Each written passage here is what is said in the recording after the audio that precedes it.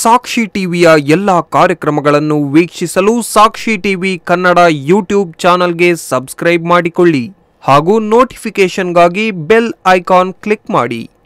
ಸಾಕ್ಷಿ TV Kannada, ಬದಲಾವಣೆಯತ್ತ ನಮ್ಮ ಚಿತ್ತ.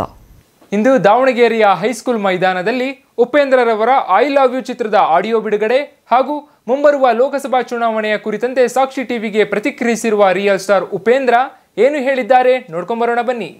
ಅದೇ ಇವತ್ತು ಐ ಲವ್ ಯು ಚಿತ್ರದ ಆಡಿಯೋ ರಿಲೀಸ್ ಇದೆ ಹೈಸ್ಕೂಲ್ ಗ್ರೌಂಡ್ಸಲ್ಲಿ ದಾವಣಗೆರೆಯಲ್ಲಿ. ಅದಕ್ಕೆಲ್ಲ ಬಂದಿದ್ದೀವಿ. ಈ ಪಿಕ್ಚರ್ ನಿಮಗೆಲ್ಲ ಗೊತ್ತಿರೋಂಗೆ ಡೈರೆಕ್ಟರ್ ಆರ್ ಚಂದ್ರು ಅವರು ನಿರ್ದೇಶನ ಮಾಡಿರೋದು. ಒಂದು ಬಹಳ ಅದ್ಭುತವಾದ ಕಥೆ ಇರೋವಂಥದ್ದು. ಉಪೇಂದ್ರ ಒಂದು ಫ್ರಾಗ್ರೆನ್ಸ್ ಇಟ್ಕೊಂಡು ಬರ್ತಿರೋಂಥ ಚಿತ್ರ. ರಚಿತಾ ರಾಮ್ ಅವರು ಬರ್ತಾ ಇದ್ದಾರೆ. ಒಂದು ಪಬ್ಲಿಕ್ ಪ್ರೋಗ್ರಾಮಲ್ಲಿ ಆಡಿಯೋ ಲಾಂಚ್ ಮಾಡ್ತಾ ಇದ್ದೀವಿ. ಮಲೇಷ್ಯಾದಲ್ಲಿ ಒಂದು ಸಾಂಗ್ ಶೂಟಿಂಗ್ ಇದೆ. ಅದು ಮುಗಿದ್ರ ಮೇಲೆ ಆ್ಯಕ್ಚುಲಿ ಫೆಬ್ರವರಿ ಎಂಡ್ ಅಥವಾ ಮಾರ್ಚಲ್ಲಿ ಪಿಕ್ಚರ್ ರಿಲೀಸ್ ಆಗ್ಬೋದು. ಮೇಯ್ನಾಗಿ ಈ ಕತೆ ತುಂಬ ಅದ್ಭುತವಾಗಿದೆ. ಐ ಲವ್ ಯು ಕತೆ ನೀವು ನೋಡಿದ್ರೆ ಗೊತ್ತಾಗತ್ತೆ ನಿಮಗೆ.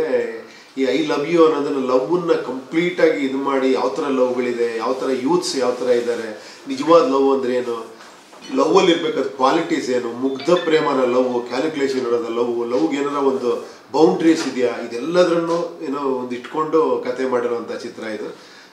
ಬಹಳ ಅದ್ಭುತವಾಗಿ ಮಾಡಿದ್ದಾರೆ ಸರ್. ಇನ್ನೊಂದು, ನೀವು ಸಿನಿಮಾದಲ್ಲಿ ಏನೇ ಮಾಡಲಿ ಸ್ವಲ್ಪ ಡಿಫ್ರೆಂಟ್ ಆಗಿರುತ್ತೆ.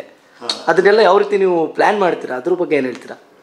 ಇಲ್ಲ, ಅದು ಏನಾದರೂ ಒಂದು ಮೆಸೇಜ್ ಇರುತ್ತೆ ಅಥವಾ ಏನಾದರೂ ಒಂದು ಡಿಫ್ರೆಂಟ್ ಆಗಿ ಮಾಡಿರ್ತೀರಾ ಸಿನಿಮಾದಲ್ಲಿ? ಏನಿಲ್ಲ, ನನ್ನ ಒಳಗಡೆ ಆಗುವಂತ ಒಂದು ಇದನ್ನ ಏನೋ ಒಂದು ಘರ್ಷಣೆ ಎಲ್ಲರಿಗೂ ಆಗ್ತಾ ಇರುತ್ತೆ, ಯಾವ್ದು ಸರಿ ಯಾವ್ದು ತಪ್ಪು ಅಂತ. ಎಸ್ಪೆಷಲಿ ಸಬ್ಜೆಕ್ಟ್ಗಳು ಮಾಡ್ಬೇಕಾದ್ರೆ, ಸಿನಿಮಾ ಮಾಡ್ಬೇಕಾದ್ರೆ ಸಿಕ್ಕಾಪಟ್ಟೆ ಆ ಥರ ಒಂದು ಪ್ರೋಸೆಸ್ ಆಗುತ್ತೆ. ಇವಾಗ ನಾನು 50th ಫಿಲಮ್ನ ಸದ್ಯದಲ್ಲೇ ಅನೌನ್ಸ್ ಮಾಡ್ತೀನಿ, ಒಂದು 2 ತಿಂಗಳಲ್ಲಿ. ಅದು ಡೈರೆಕ್ಟ್ ಮಾಡ್ತಾ ಇದ್ದೀನಿ, ನಾನೇ ಕತೆ ಮಾಡಿ. ನನ್ನ 50th ಫಿಲಮ್ ಅದು. ಸೊ ಅದ್ರದ್ದು ಒಂದೆಲ್ಲ ರೆಡಿ ಆಗ್ತಾ ಇದೆ. ಸದ್ಯದಲ್ಲೇ ಅದ್ರ ಬಗ್ಗೆ ಟೈಟ್ಲ್ ಏನು, ಯಾವಾಗ ಶೂಟಿಂಗ್ ಸ್ಟಾರ್ಟ್ ಮಾಡ್ತೀವಿ ಎಲ್ಲವನ್ನೂ ಹೇಳ್ತೀನಿ. Okay sir. ಇದೊಂದು ಏನೋ ರಾಜಕೀಯ ಅನ್ನೋ ಈಗಿನ ಸಿಸ್ಟಮ್ ಏನಿದೆಯೋ ಅದರಲ್ಲಿರುವಂಥ ಪ್ರಾಬ್ಲಮ್ಗಳೆಲ್ಲರೂ ಗೊತ್ತಿದೆ. ಏನೋ ಹಣ ಇಲ್ಲದೆ ರಾಜಕೀಯ ಮಾಡೋಕ್ಕಾಗಲ್ಲ, ಜಾತಿ ಧರ್ಮ ಇದೆಲ್ಲ ಏನೋ ಬೈದಾಟಗಳು ಇವೆಲ್ಲ ಇಲ್ಲದೆ ರಾಜಕೀಯ ಮಾಡೋಕ್ಕಾಗಲ್ಲ. ಬರೀ ದೊಡ್ಡವ್ರ ಕೈಲೇ ರಾಜಕೀಯ ಅನ್ನೋದು ಸಿಕ್ಕಾಕೊಂಡಿದೆ. ಅದನ್ನು ಬದಲಾಯಿಸಿ ಪ್ರಜೆಗಳು, ಅಂದರೆ ತುಂಬ ವಿವೇಚನೆ ಇರುವಂಥವ್ರು, ತುಂಬ ವಿಚಾರಗಳಿರುವಂಥವ್ರು, ಪ್ರಜೆಗಳಿಗೊಂದು ವೇದಿಕೆ ಮಾಡಿದ್ದೀವಿ. ಪ್ರಜಾಕೀಯ ಅಂತ, ಉತ್ತಮ ಪ್ರಜಾಕೀಯ ಪಕ್ಷ ಅಂತ. ಈ ಪಕ್ಷದ ವತಿಯಿಂದ ಈ ಸತಿ 28 ಲೋಕಸಭಾ ಕ್ಷೇತ್ರಗಳಿಗೂ ಪಾರ್ಟಿಸಿಪೇಟ್ ಮಾಡಬೇಕು ಅಂತಿದ್ದೀವಿ. ಅದರಲ್ಲಿ ಏನಂದರೆ, ಇದರಲ್ಲಿ ಸೆಲೆಕ್ಷನ್ನು ಜನಗಳೇ ಮಾಡ್ತಾರೆ, ಎಲೆಕ್ಷನ್ ಆದ್ರ ಮೇಲೆ ಕರೆಕ್ಷನ್ನು ಜನಗಳು ಮಾಡ್ತಾರೆ, ರಿಜೆಕ್ಷನ್ನು ಜನ ಮಾಡ್ತಾರೆ, ಪ್ರಮೋಷನ್ನು ಜನ ಮಾಡ್ತಾರೆ. ಈ ಒಂದು 5 ಕಾನ್ಸೆಪ್ಟ್, 5 ಸೂತ್ರಗಳಿಟ್ಕೊಂಡು ಮಾಡ್ತಾ ಇದ್ದೀವಿ ಇದನ್ನು. ಸೊ ಈಗ ಯಾರ ಏನೋ ತಾನು ಪಾರ್ಟಿಸಿಪೇಟ್ ಮಾಡಬೇಕು ಅನ್ನೋ ಅಭ್ಯರ್ಥಿಗಳಿಗೆ ಒಂದು ಪ್ರಶ್ನಾವಳಿನೂ ಕೊಟ್ಟಿದ್ದೀವಿ. ಅದರಲ್ಲಿ ಒಂದು 8-9 ಕ್ವಶನ್ ಇದೆ. ಅಂದರೆ ಇದರಲ್ಲಿ ನಾನು ಏನು ಮಾಡ್ತೀನಿ ಅಂತ ಏನೇನೋ ಫಾಲ್ಸ್ ಪ್ರಾಮಿಸು, ಆಶ್ವಾಸನೆಗಳು ಕೊಡೋದು ಬೇಕಾಗಿಲ್ಲ.